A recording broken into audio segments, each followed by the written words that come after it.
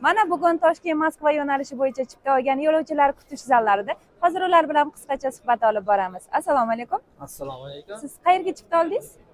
Xo'p, Moskva yo'nalishida chipta oldik.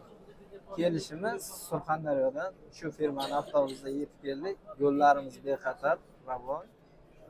Avtobusda sharoitlari ham yaxshi, konditsionerlar ishlab turibdi.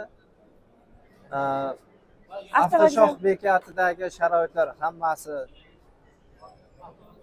nima desa bo'ladi? Qulayliklar yaratilgan. Yuklarimizni olib borib bagaj qismiga topshirdik, yukxona bo'limiga. Xo'p, kofelari berilib turibdi vaqtida, oshxonalar ishlab turibdi, namozxonalar o'z vaqtida. Yana qanaqa? O'zavtotrans avtobuslari haqida Toshkent Moskva yo'nalishi bo'yicha ma'lumotni qayerdan oldingiz? Instagram sahifasidan ko'rib. Instagramimizda bor. Siz YouTube kanalimizda ham bor. Telegramga a'zo bo'lib qo'ydik birdan. Endi birinchi marta ketishimiz.